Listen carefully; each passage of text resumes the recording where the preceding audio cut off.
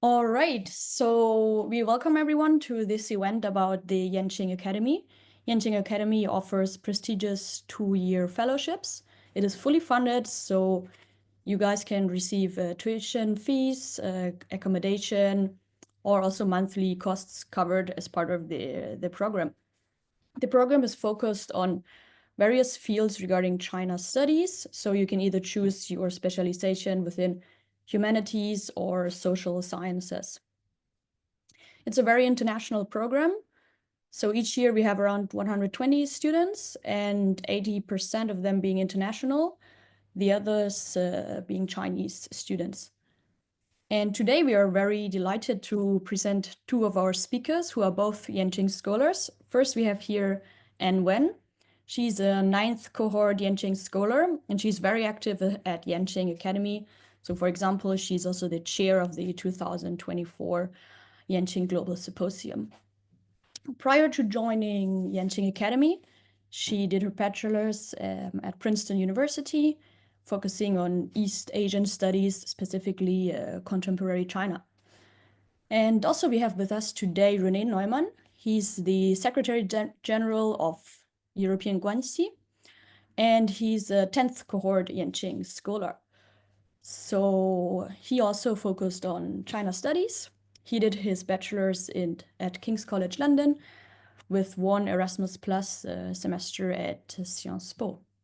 So we are very delighted to have these two distinct speakers today sharing their personal experiences on Yenching Academy. And after their presentation, for sure, we will make time for a Q&A session where all you guys can ask your questions or any concerns you may have. So I just pass on to our speakers now. All right, thank you so much, Hannah. So I'll be starting today's presentation. Again, the Yenching Academy offers a very competitive program that is 2 years long, and it's a fully funded fellowship. We'll get into that later. So first of all, the Yenching Academy is part of Peking University, which is one of China's two most prestigious universities, both located in Beijing, the other one being Tsinghua. Peking University is located in northwest Beijing, and I must say that right now I'm here inside the campus because that's if you get accepted to YCA Yenching Academy, that's also where you'll be living. But I must say that the campus is very nice. I also included some of the pictures that I myself took to make to prove that it's not actually just Photoshop that you're seeing in these pictures. These are pictures I took myself. It is a stunning campus, I must say. I was very positively surprised when I got here, because there's an amazing there's even tourists who come to the campus just to see the lake and to see like the campus itself, even if they're not studying here. And specifically, the Yenching Academy is located in the Jingyuan Courtyard, within Peking University. It's a lovely courtyard, with very nice nature and buildings. It's actually one of the most ancient parts of the university. Um, and again, these are also some pictures that I took myself. And actually, the picture that we have, that I have as a background, I also took. So honestly, it's a stunning campus and a stunning academy.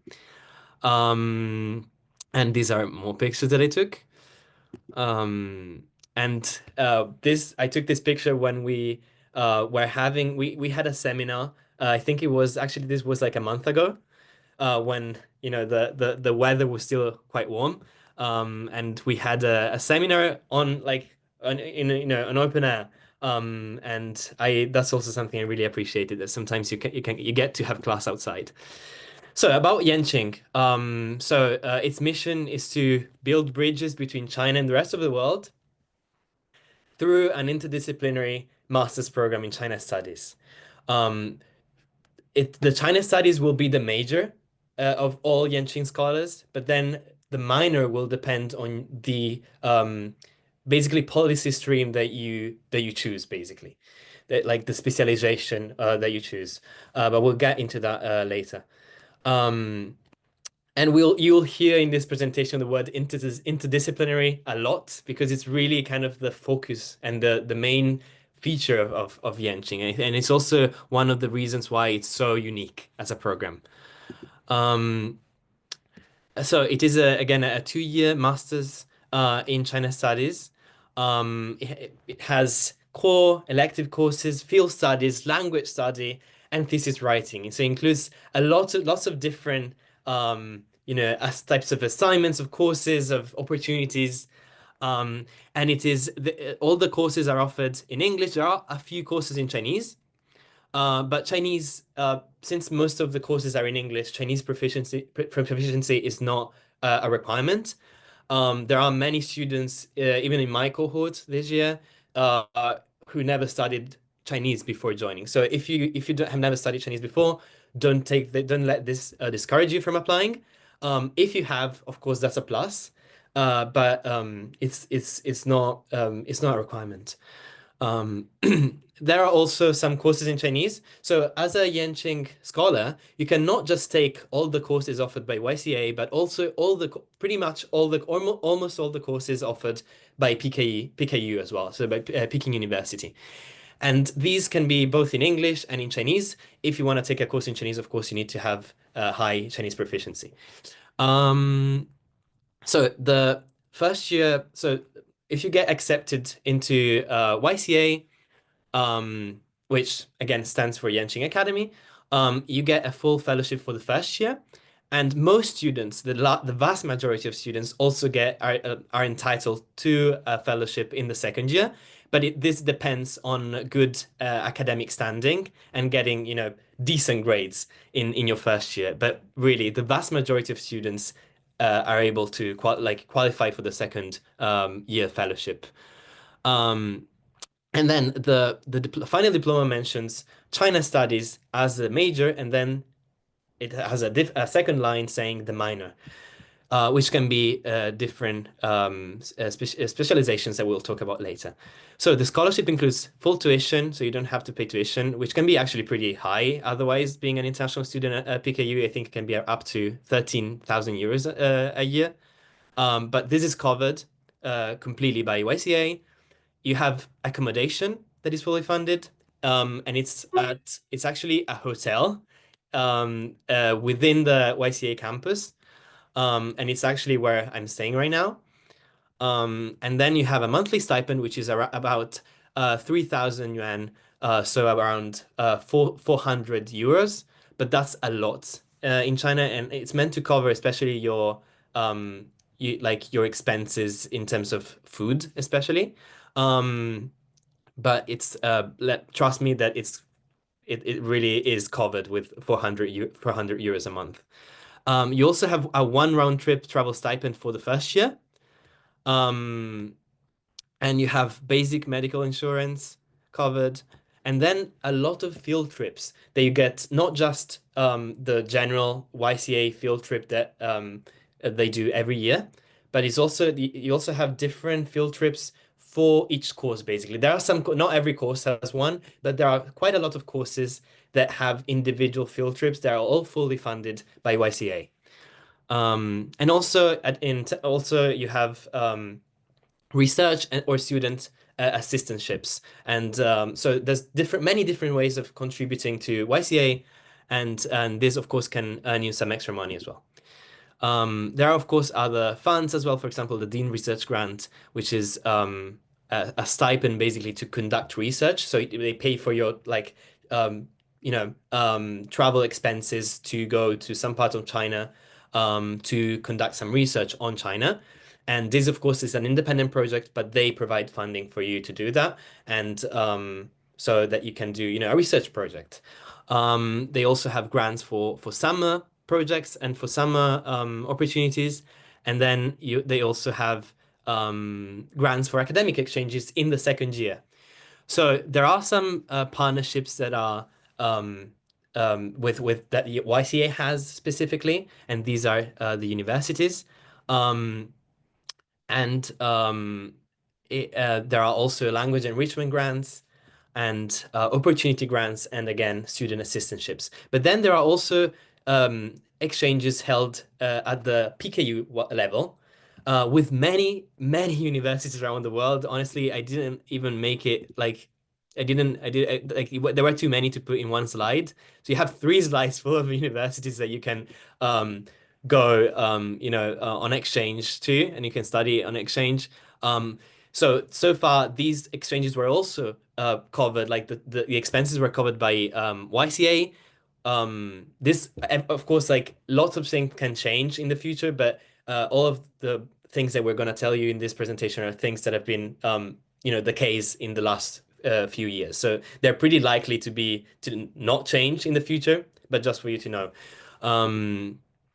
And yes, so these are all the specializations that I was talking about. So China studies is the major for all of them, and the minor can be economics and management, history and archaeology, law and society, literature and culture, philosophy and religion, and politics and international relations. The last one is my specialization. So I'm studying China studies, and that's what my final diploma is gonna say. And under that, politics and international relations. So in the first year, this is the curriculum. I won't spend too much time on this. If you're interested in knowing what the specific courses are, you feel free to take a screenshot or just watch the recording once, after this meeting, after this info session.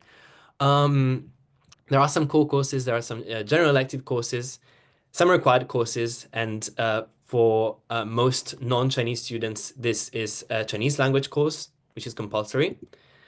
And then there are a lot of elective courses. These are just the YCA courses, but then you can pretty much pick almost any PKU course as well. And these are in total, you have many, many options to choose from, really. Um, Honestly, I did feel a bit like the burden of choice when I had to pick my courses earlier this year. And yeah, from this, Annie, do you want to? I can give you the floor right now. Yeah. It Yeah.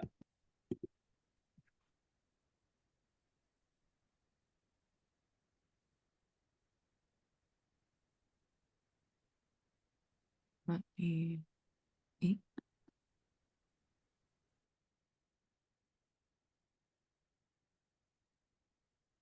Hi everyone, here to tell you more about the second year. So I'm currently in my second year. I was part of the 9th cohort at Yenching Academy, and I'll walk you through our research and theses. These are photos that you'll see meeting with prospective thesis advisors. And we have many academic advisors across a range of schools and departments within Peking University. One of the most common questions we get at Yenching Academy is whether or not the thesis advisors have to be a part of Yenching. And the answer is not exactly, because you can actually get students, get professors, not students, from law, government, other economic related departments. But nearly every advisor within Peking University will advise a student within Yenching, though there are a handful of advisors within Yenching who are reserved specifically for Yenching students. For instance, my professor himself, he works in the government department, and he focuses on electric vehicles, and that's actually what my thesis is on, looking at electric vehicles as it relates to the US and China. And I'm listing here many other schools, departments, institutes. It's a massive university. So are there just so many academic advisors to choose from? In terms of other field work, every single year in November, there's a mandatory trip to another city within China that's outside of Beijing, where you travel with your friends. Some photos here you'll see, there are actually a lot of photos that we took from our trip. Last year we went to Chengdu and Chongqing, and this year we went to Hangzhou and Ningbo. And so last year they chartered a flight for us, all 100 some of us, plus our entire entourage. And this year we took the Gaotie, which is a high-speed railway to southern cities, for this week-long trip where you immerse yourself in religious sites. And here you'll see a photo of a panda. A big part of past experiences was going to see panda and actually learning about conservation efforts within the cities. But also, there's another field study called China in Transition, which happens every April. And for those, you get a fully sponsored trip to a city of your own choice. And depending on who you're working with, me and it's usually between 1 to 4 people, you actually craft your own project. And you can think of it as like a science fair where everyone comes up with their own study, and then we gather together to actually have a presentation with a poster and an oral session. My group, we actually went to Hangzhou, which was the host. It's just a city in the south nearby Shanghai that was the host of the Asian Games, which is, think of it as like the Olympics, but Asia specific. And we spoke to many people who volunteered, who were judges, some of people who were just Hong Kong residents, other folks who were higher up in the government. At one point, we spoke to a Hong Kong city government official about why it was that Hangzhou was chosen as the place and the site for Asian Games. And it was really interesting to walk around the city and actually visit the Hangzhou, see how Asian Games actually affected the city and its construction and its subways. And here you'll see more extracurriculars. So a part of many classes within Yenching, mandatory field trips are to museums. On the bottom right, you'll see like opera-related performances. On the left side, you'll see more advanced technology. In past years, they visited Baidu. A lot of times we visit like electric vehicle companies and actually get to see their supply chain lines. And you'll also see many, many, many distinguished guests. For instance, you'll see the former Prime Minister of France is currently a distinguished professor within Yenching. We've had many prime ministers across many countries who have set foot within Yenching.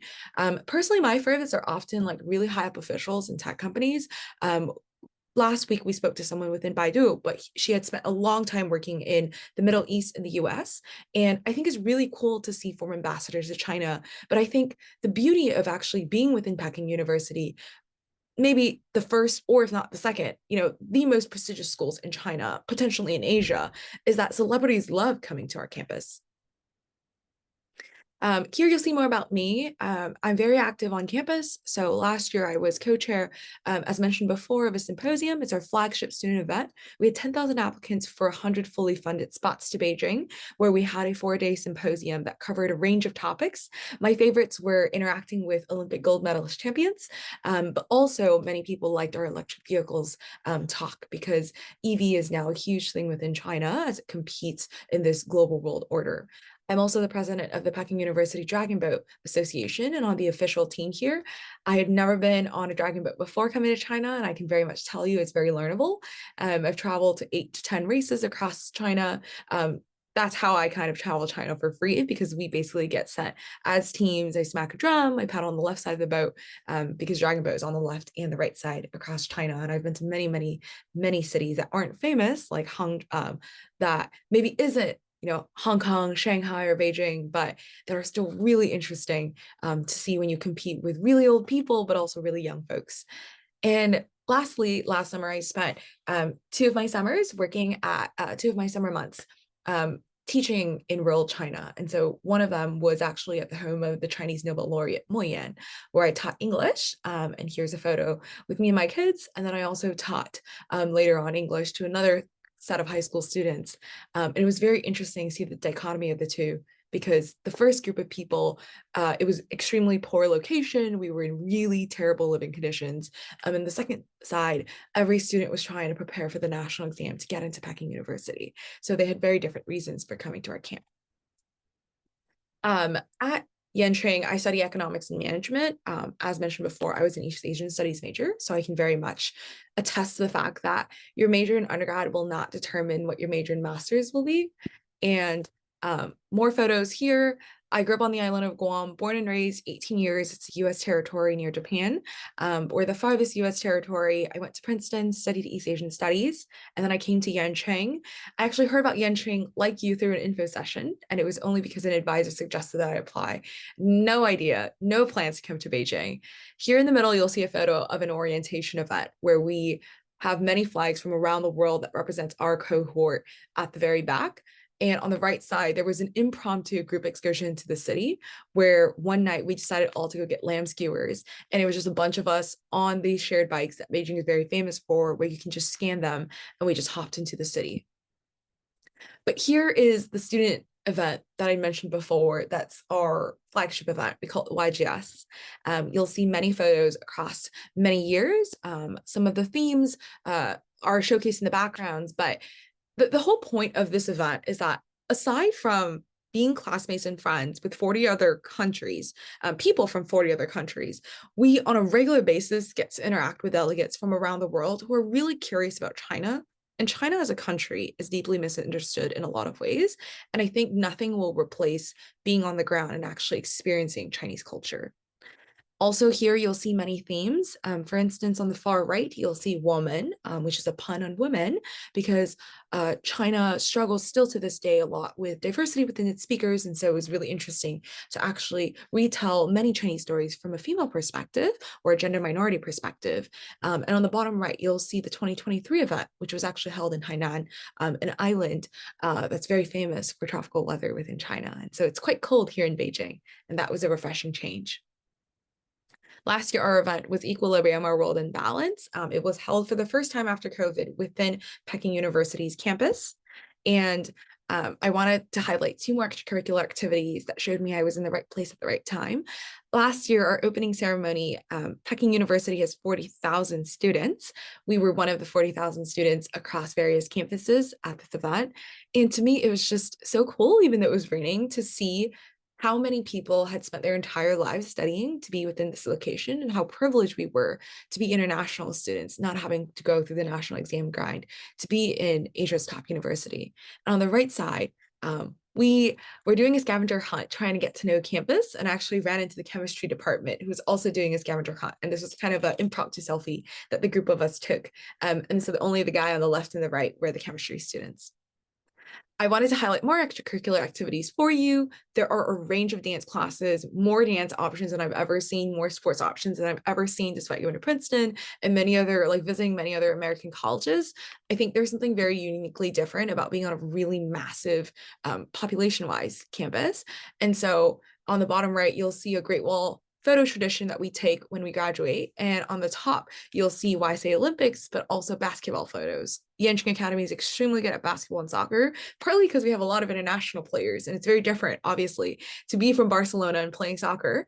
But also in the middle, you'll see like calligraphy sessions, which are a pretty standard staple here. And now Renee can talk about YSA Olympics.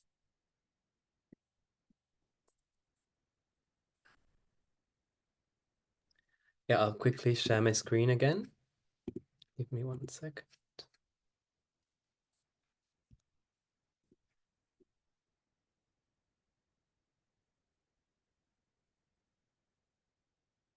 Okay. Yes. So about my own experience. So despite the fact that I only joined, I only came to PKU at the beginning of September. So we're only talking about, what, 3 months. I have already taken part in so many activities. And I honestly, I had such a good time so far. Here at PKU, there are so many things to get, involved with. For example, PKU's Autumn Olympics. It was so much fun. There were and these are just a few pictures that we took on the Olympics day. So many sports, and not just Olympics, like traditionally Olympic sport, but also, for example, this like caterpillar that we had to ride, and we had to like there were like races with on the caterpillar. So like there are like very fun activities as well as sports, more like traditional sports like the relay race, etc. Um, then another thing that was very unexpected for me was to meet my own country's president. This was pretty much the like meeting the president of my country 2 minutes away from where I'm living right now. Was pretty much the last thing that I was expecting when I came here. Um, and I heard that there would be some like event at the embassy, and I tried to sign up for it, but then I didn't manage because it was a very exclusive event. So it was feeling quite sad that I wouldn't get to, meet the president. And then the president came to PKU, and that's also why, like, that's also when I realized how great PKU is as an institution, as a university. So many important people come here, and it's really a good place to like have really attend conferences and sessions with like very, very important people. And these are just a few of the pictures. That in the third picture, it's me behind the president. It was an amazing experience, and the speech he gave was absolutely it was very like it was great. It was very inspiring. Um, and then another highlight from my experience so far was the 21st International Cultural Festival. It is a festival that takes place every year around the end, around the beginning of November. And there are booths from like at least 50 different countries. And we also had the Italian booth, as you can see on the left. But then there were like so many other like very, very cool booths from like all countries like around the world. And it was really cool because there were like activities organized by, the people like managing the booth. And it was really, really cool. And all of this in just like a very like, like in the stadium of Peking University. And so like in just a couple hundred meters, you get to visit pretty much like at least like more than 50 countries in the world. Yeah, these are other pictures as well. And it was really cool. Now about Yenching scholars themselves and where we come from, about like where what university and what countries we come from. So these are the percentages of students that usually get accepted into YCA. This I think is an average. Considering because the YCA was created in 2015, and so the cohort I'm part of is a 10th cohort, so like 10th year that YCA has been running. Most of the students come from Asia, but there's also lots of students from Europe and lots of students from North America. Um, but there's almost as many students from North America as there are from Europe. So if while some other regions, like for example Africa or Latin America or Oceania, are a bit less represented, but we also have scholars from all around the world really, and there's many countries that are represented. Um, so even if you're from one of these regions, I would still absolutely recommend you to apply. These are the most like the universities that have like the highest like feeding universities for YCA. So most of the students come from Peking University, so they did their bachelor's studies here. But then the the university, for example, the University of Oxford, and then you have Cambridge, Harvard, and a lot of lots of other universities. But if you don't come this like from one of these universities, don't get discouraged at all, because they also try to be as inclusive and representative as possible in that sense as well. So to get students coming from like as many universities as possible. These are just the most common ones, but they really they really have like a lot of partnerships as well with many universities.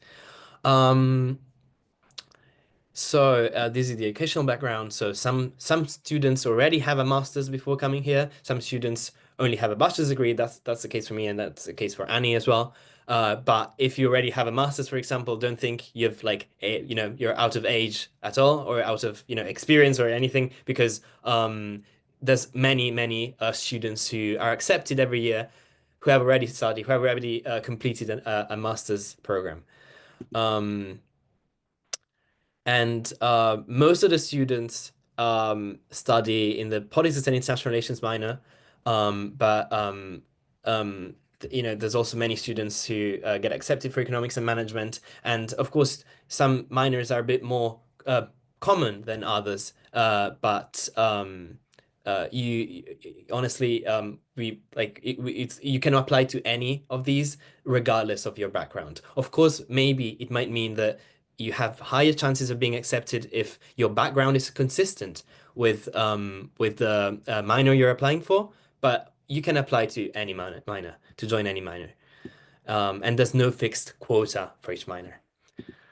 And these are the specific countries that Yenching scholars come from. This was specifically for the 2024 cohort, so my cohort. I was as you can see, the only Italian student this year. But there's a lot of lots of nationalities represented really, and many of them are not even listed here. So this is just my cohorts, but then Yunani's cohort, there were like other nationalities as well with different numbers of students accepted from each nationality. And again, this is my specific cohorts. So actually, King's College graduates, like I'm one of the King's College graduates, and we are the most represented this year, along with the University of Cambridge.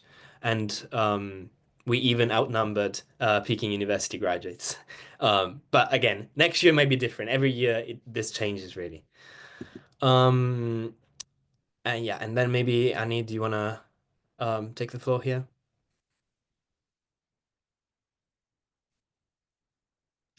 Happy to. And just make sure. So I'll be talking about career support and leadership development. And so starting with career development, these are kind of, there are so many ways that YCA can develop your career. I think the most interesting part is actually this Beijing, China specific knowledge. For many of you, you may wonder, like, why do I need to know China? I don't really want to study Chinese studies. You didn't major in East Asian studies. My answer to you is you cannot omit the fact that Asia is a massive market because many billions of people live here, but also that China is a global superpower, right? And that just will affect any part of like your future life and how you work and how you do other things, regardless of not in the immediate future if it affects you. So we have career advice. We have quite a number of like career talks. We visit TikTok, we visit ByteDance, we visit Baidu, we visit Google. We've had Duolingo folks who are in the Beijing office come speak to us, kind of all ranges across finance, across like arts, literature, folks who are interested in diplomacy. A lot of diplomats come through our campus and a lot of events for that. We also have what we call leadership development. This is really just a really broad term. In the middle, you'll actually see the seminar with Zhang Xueyuan from JD Property. And I'm there wearing a red jacket because I love this talk with him.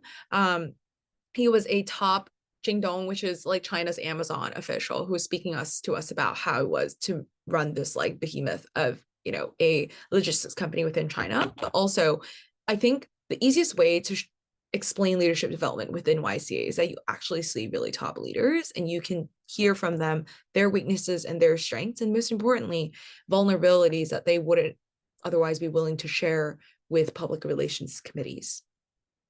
I think we also have a lot of really interesting alumni success. So we are in the 10th year of the Yenching Academy program, and people come from all sorts of backgrounds and they go to all sorts of locations.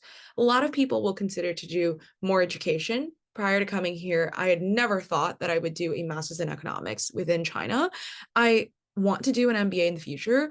I think a lot of people think of more like practical things. You don't think of doing a fellowship. And sometimes the economy is bad. Sometimes you need to go do a fellowship. Sometimes an advisor after an info session tells you to apply, and that's what you do, and you end up in a foreign city.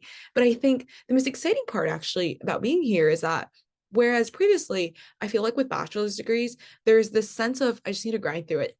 I need to finish it. 4 years, it's done, it's amazing. But I think Yenching really makes you love school in a way that like you realize being classmates with people from 40 countries, literally being able to go to any country in the world and having a place to maybe crash on, a couch to crash on is an exciting point. And whenever you go to any major city, you'll have a lot of YCA alums who are really excited to speak with you. I think makes you want to do school more because you actually have a place to call home and friends, and it's a very unique experience. I think also, I joke with a lot of people that many people prior to coming here didn't consider getting a PhD because it was so long, but you will grow to love it because you realize how fun YCA is. But afterwards, a lot of people also sometimes choose just not to go to more schooling, and that's completely fine. For instance, I'm graduating this year, probably will not do more schooling immediately, but a lot of people work in business sectors, education, finance, kind of a range because they are including people from 40 different countries. None of us, there's no, everyone's going to work in finance. Everyone's going to go be like a civil official. Rather, there are top companies, right? Like the usual, think tanks and consulting companies and finance that kind of our generation of people, because of the economy is bad kind of worldwide, goes into. But there's also just really exciting people who want to go work in the embassy or consider the foreign service or consider other operations you've never heard of. I think we also have a lot of alumni activities. We have mentorship chats on a pretty regular basis. One of the most exciting parts on the top right is we have an enrichment program where we invite YCA alum to come back to actually spend a month or two within Beijing. And so recently we went to a southern city called Hangzhou and Ningbo, and there I actually interacted with these two alums quite frequently to see what has your life been like 5 years after graduating from the program. And also we have a lot of alums who come speak to us about career sessions, but also just how like this China specific program has impacted their life otherwise. And now I want to get to you, explain to you how to apply to this amazing program. Before I get to that, I really want to explain last year, I think was the best year I've had in life. Hands down, I actually wrote a blog post about it and sent it to my friends. And I really enjoyed my time at Princeton, but I think Yenching is very special with its fellowship program. And sometimes if you don't even consider it, I think that'd be really tragic. But so I'd love for you to like learn more. And Renee, if you want to dive into more of the details here. Yes. So, as we mentioned many times, YCA is a global program, really. There's candidates coming from, well, and candidates, applicants coming from all around the world. And this means that requirements change sometimes across different nationalities because of like different bureaucratic and formal requirements. But this is usually just the case for international versus mainland Chinese students. And there are also a few caveats for Hong Kong, Macau, and Taiwan students. International students will need a minimum of a bachelor's degree in any field, or be currently enrolled in a bachelor's degree program and be on track to graduate no later than August 31st of the year in which they wish to enroll. So you can still apply even if you're right now doing your last year of your bachelor's degree, as long as you will graduate next year before August 31st. The program will likely start at YCA around the very, very beginning of September. So of course you cannot be enrolled in your bachelor's degree while you're still enrolled, you also be enrolled at YCA. So that's the only requirement. And then if you are enrolled, and if your university you're studying at right now is a partner university of YCA, you necessarily need to apply through your university, which should have a very specific, like, formal procedure to apply to YCA. However, for example, if you graduate, in my case, for example, King's College London has a partnership with YCA, but last year when I applied to YCA, I was taking a gap year. I had already graduated from King's College London, so I didn't need to apply through King's College London because I was not a student there anymore. So I actually applied autonomously. But if you're right now, when you apply, you're enrolled in a university that has a partnership with YCA, then you need to apply through university. And there is a list of all the partnership universities on the website. And then yes, and then so a prospective Yenching scholar has, so as we mentioned, at least a minimum bachelor's degree, an outstanding academic record, a record of extracurricular achievement, community engagement, social responsibility, and leadership potential, demonstrated interest in exploring diverse cultures, strong interest in interdisciplinary study of China, well-articulated rationale for how the Yenching Academy program will enhance his or her career, and good English proficiency. Of course, if you don't have any of these, maybe except English proficiency, you should still apply. Like, don't be discouraged if you don't have maybe one of these, but ideally, and I don't think it's even that hard, you should have possibly all of these features. Of course, not talking about the bachelor's degree, that's a requirement, that's a formal requirement. About the requirements, the things you have to submit through the application portal, maybe Annie, do you want to talk a bit about this? Yeah, I'm happy to chat here. So we have a number of required documents. I really want to emphasize to anyone who thinks, I think the one thing that will actually stop people, aside from the personal statement or the research interest, is actually the 2 letters of recommendation. I applied the week of the deadline because I didn't know that this program really existed or was familiar with it. And I think that like listening to an info session, that's cool, like getting an advisor, but really if that's what's concerning for you, just ask your professors, like they will write it. They do not need to like love you to the moon and back, like just get 2 letters of recommendation. It's super useful. And based on personal experience, so your personal statement is 750 words. It's kind of why China for you, why you in China, we're funding you for 2 years, why you. And then your statement of research is, people often ask me, do you prefer more of a narrative tone or a research proposal that's extremely professional? I think a little bit of both. When I had applied, I actually wrote about how Guanxi, which is like the Silicon Valley of China, is actually right outside our campus. And I'd spent a lot of work doing female like founder related research in the US, like in Silicon Valley. And so I wanted to come to China to be understand what it means to be Chinese American, because the 2 countries that define my identity are literally fighting against each other, but also because I have access to a different set of Silicon Valley. And I think coming here and actually exposing myself would be really interesting. I think one thing I really want to emphasize right now, I'm studying electric vehicles. These 2 things have nothing in line, right? Like not what your statement of research interest writes. So it's not binding, but it is important because during the interview, which consists of 5 to 6 people asking you quite difficult questions, they really want to make sure you're not just on some free trip to China, but you have to be able to prove that you'd actually be willing to study here for 2 years. And I think that's like a really important part. And then obviously your other things, your diploma, your transcript, your proficiency, those are kind of basic requirements that would be as part of any master's program. And okay. Yeah. So just to conclude, specifically considering this is a European Guanxi event, why apply to YCA as a European student specifically? So for me, it was these 4 main points. So it was first a personal passion and interest. I actually started studying Chinese on my own, teaching myself at the age of 15. And then I also studied as an extra module at university, but it was really a passion, like a long-standing passion for me. And I had wanted to come and live in China for a long time, actually, before applying. Secondly, it's also because there's, however much the European Union or some European countries might deny this, the expertise on China is delineated at both national and EU level right now. China has already become a crucial focus and a crucial power in the international system. And whether global leaders like it or not, China expertise is necessary. And if all leaders in the world had some kind of China, some expertise on China, I think a lot of the disputes and the misunderstandings that occur today could easily be avoided.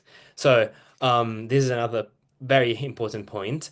And then there's a lot of academic and research opportunities between the EU and China and in EU-China relations.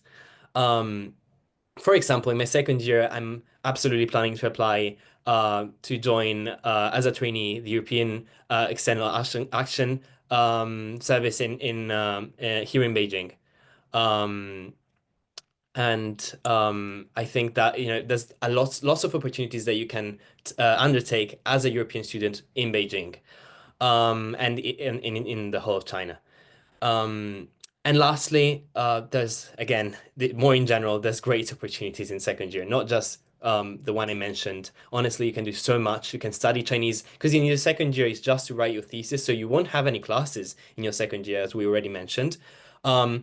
you'll have to write your thesis, and you can, for example, apply for a Chinese language grant to improve your Chinese and to like learn Chinese, to basically like have a 20-hour a week Chinese course in your second year. For example, you can also you can, for example, travel. You can join. Yeah, that's really a lot you can do in your second year as well, and especially as a European student.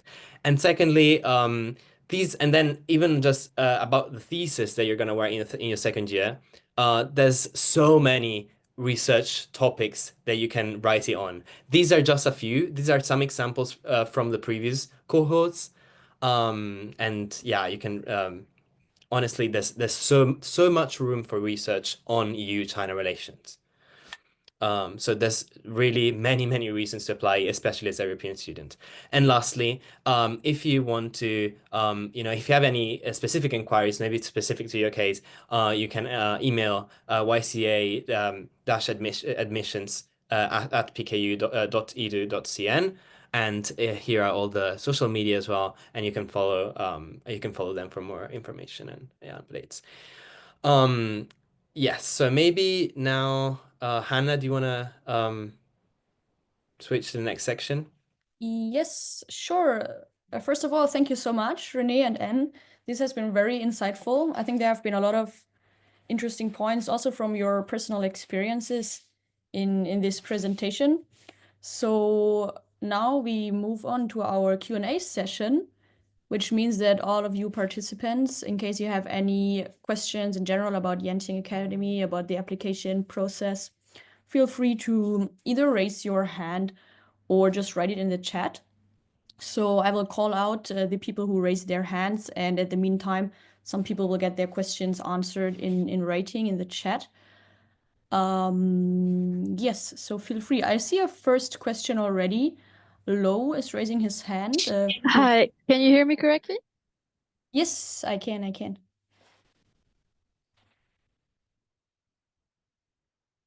I think she might be experiencing connection issues. I think so, so yes. I- Okay, so since Lo is experiencing connection issues, we will call you again later. First, Ayas.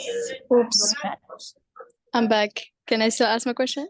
Okay, sorry. Yeah. Yes, then go ahead first, and after this we have Ayas. I think they dropped again. Why don't we start with Ayaz and then Lo can text in the group chat. Yeah, okay. Okay, am I audible? Yes. Yes. Oh, thank you so much for this informative and refreshing session. And I would say my sincere apologies, since this session was, I guess, for European students and I'm from Pakistan. It was my deliberate effort, because I am really, you can say, an aspiring scholar for this fellowship. So my question is regarding my background. I would say, okay, this fellowship is highly competitive, and whenever I visit the scholars, they belong to, you can say, the top tier universities across the world, and their academic background is outstanding. So being from Pakistan, there are some factors we can say that I would say, okay, it keeps me in a very unprivileged position. And besides, I mean, last year I applied for this program. I didn't had any counseling. This time again, I'm trying to apply, and there are many problems. Like, I have to approach my professor for the recommendation letter, and specifically the criteria is that you need a recommendation letter from your assistant or full professor. And unfortunately, many of the professors in my department are they are lecturers, or they are you can say assistant professors. Similarly, I'm facing problems for my you can say personal statement and research statement. Unfortunately, the university did not help me with my research methodology course. I think these things are not necessary to mention, but however, I want to present it before you, that how can I cope up with these problems. I can, because the application solely depends on the personal statement, research statement, and one last thing, the your work experience. So in Pakistan, the socio-economic issues did not let me to work with some organizations, NGOs. So I don't have any I don't have any background in some research work or any work experience, but still I'm highly motivated for this fellowship, and I want that if someone could help me and help me with it, because it's my dream. I just want to go to China. I just want to go to Peking University. This is a new world. This is we can say a very new approach towards the academia and many things. So sorry, I just talked a lot. I hope you understood my question and query. Thanks so Yeah, I much. can actually answer that. Yeah, first off, thank you for sharing. I know it's been a really tough time. I want to focus on a couple of things. So for your recommendation with the title of the professor, I think I had like the minimum required. So neither of my I think recommenders were like full professors. And quite frankly, there were people who I'd taken class with that I barely knew. I just needed a recommendation letter for Yenching. It's the bare requirement. There's no excuse for that for Yenching. They will not make exceptions for lecturers because that is the requirement. And so the least you can do is be confident. And most of the time, I've been told, and I still agree to this, neither of my professors who wrote my recommendations really, really, really knew me. And yeah, I'm here at the program. And I don't think that people who usually write your recommendations, who agree to do it, will do it in a negative tone, right? Otherwise, they would not have agreed to write it in the first place. I think second, for your personal statement, while I agree that socioeconomic conditions can make it challenging, I don't necessarily agree that your personal statement or your research statement is out of your control. I very much believe that there are a lot of AI tools now, like ChatGPT, who could help you think about how to write these things. I think one thing that's useful for the statement, for the personal statement, you could actually mention, right, your underprivileged backgrounds and like give more explanations there. I think because that is very much part of your narrative. And I don't think a lot of us had crazy research experiences. Just because you go to to kind of like combat against your top tier institutions. YCA has 112 scholars my ninth cohort year. There's no way every single person went to a top tier university in the world. The people who went to top tier universities, quote unquote, people like us, like we're postered for a reason, right? That's why we're publicity. But it doesn't mean all 112 went to the world's most famous schools. And that's not the point of this program. So I don't think that just because you didn't go to a famous quote unquote bachelor school, like how do you even define fame? Does that make it a point? You should have more confidence in applying, because being from Pakistan alone is very different, right? There were so many applicants from other countries, and you have to be proud of the fact that you're from this home country. I think with the research statement, though, I feel like that you absolutely don't need professors to help you review it over. I don't think I've had a single professor review mine. Just ask like AI tools, or like there are so many research statements online nowadays to actually gauge. And research statements should very much be like your personal, like you don't need to have done research, but there are things that you're curious about. And I think one other point about something you mentioned at the end, you really want to come to China. That will not cut it for Yenching, because yes, you want to come to China, but so many people in the world want to come to China, right? And let alone on a 2-year full scholarship. So I feel like the most blatant answer is like, while I can very much feel your passion to come to China, I think you need to prove to me why it is that you'd be taking money from this fully funded program to like be put on you. And I think that's why Yenching requires much more specificity when it comes to the statements, right? Like if you don't have a research idea that you've already done, then come up with one that's very unique to like Pakistan-China relations or something related to that. And that's related more to your personal experience. But wanting to come to Yenching alone and wanting to come to China will not cut it. It is important to apply to this program, but so is the thousands of other people applying to this program, if that's useful. Oh, thank you so much for this really comprehensive answer.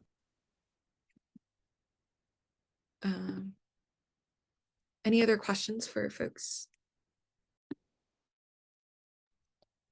Yeah, another question by Victor. Please go ahead. Yeah, can you hear me? Yes, we can. Great. Yeah, thank you both for the introductions. I had two questions. One was regarding like in terms of the backgrounds of the people who are applying, like what degrees people are usually having, and also I had a question about in terms of internships, because I've heard now that a lot of especially Chinese students are struggling with applying for jobs. And so I imagine that applying for internships as an international student might be very competitive. So I'm just curious about like the possibilities there. Yeah, maybe I can take this question. So thank you so much for the question. So about the universities, so first you asked about the university the oh no, the majors that students have. Honestly, YCA is a very, very diverse program. So we have students coming from all different types of majors, and there's no major that doesn't entitle you to apply to YCA. As we mentioned, there are 6 different policy streams. And while, applying to a policy stream that is closest to your to what you graduated in, probably gives you higher chances of being accepted. You don't have to. This is not mandatory. You can apply to any of the policy streams that YCA has. And so there is absolutely no major that doesn't qualify you for to apply to YCA. Um, and secondly, about internships and opportunities in China right now. This is indeed an issue that China has been experiencing in the last couple years, and especially months. So in the very recent past. But YCA, honestly, Peking University is Asia's top university. It's #1 in Asia, and it's also one of the 2 most prestigious. Like, it's really like at the top of like Chinese higher education. Having a degree, like earning a degree at PKU, and especially Yenching Academy, um, it doesn't just um give you like solid educational background to find a job in China or in Asia, but honestly it opens up your doors for pretty much anywhere in the world. Of course, specific like fields and like in the job market depend on, of course, on the minor and your specialization that you graduate in. But honestly, it's many of the students that graduate every year from YCA. Some of them go back to their own home country, or they go and live in other countries. But there's not like, I don't think I wouldn't even say that it's a majority of students who stay in China and live in China after YCA. Most of them go to other countries, and they still find very good jobs because of the prestige of the university and the degree. So it's really not like an obstacle. Great, thank you. If I answered your question, maybe, let me know if you have any follow-up, maybe in the chat box. Okay, and also since we're getting towards the end of the session, I think we have time for one more question. And I see Daniel raising his hand. Please go ahead. Otherwise, you can also write your questions in the chat box. Thank you. Good morning to everyone in Europe and good afternoon in Beijing. I have 2 specific questions. First, to Anne, about your experience of organizing the Yenching Global Symposium. Because if I get accepted into Yenching, I would really like to be part of the symposium organizing committee, but I am not really sure what to expect. So how did you combine it with your studies, and did you like your role there? And second of all, my question is about the exchange semester. How does it really work? Because I haven't found much info about it on the Yenching website. So, for example, again, if I get accepted, I would like to write my thesis on EU-China relations. So could I, for instance, do an exchange in Cambridge or in Trinity? How does this work? I can answer both questions. So, with the Yenching Global Symposium, if you get accepted into the Yenching within the first month, usually within the first 3 weeks, there will be a really comprehensive information session that will explain how to be a part of the executive committee.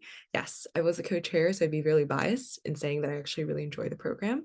I think most importantly, someone taught me that if you can work through Chinese bureaucracy, which is very different from other countries, you can work through most things in life. And I think building a symposium from a Chinese perspective, working with people who speak Chinese, but sometimes not English, is very exciting. And language is definitely not a limiting factor in planning this event. And then for your second question about the exchange, yes, you would be able to write your thesis virtually. And the reason you don't actually see a lot of points about, student exchanges is because there's no guarantee every year what programs. Typically, we have programs to Korea and Japan. We almost always have a program for Chinese students to Cornell directly. For Cambridge and other programs, oftentimes within Peking University, they're reserved for the undergrads. But at the master's levels, I think aside from the top, like Oxbridge programs, every other European school is usually available. But it's so varied year to year, depending on like China-EU relations and other things. But you'd be able to write it virtually. Yeah. And then hopefully that answered your question. And I saw another question in the chat. How different is the teaching from your home universities? It's quite different. Chinese style teaching is very much 3-hour lectures versus in the US, we were very discussion based. And part of the fact is people study within the national exam. And so they attend lectures all day long. But I think what's different in Peking University is that your professors are oftentimes their native language is Mandarin. And so I think we come from worlds where we assume that the West and English is the spoken language. And there's a lot of humility that goes into not only learning Mandarin, but also working with professors where English is not their first language. It teaches you much about humility, and it teaches you how we live in a world where we assume English, is the dominant language. I think also, like the lectures aside, it just goes to show how knowledgeable these professors are if they can lecture for 3 whole hours, which was actually quite different from my American institution.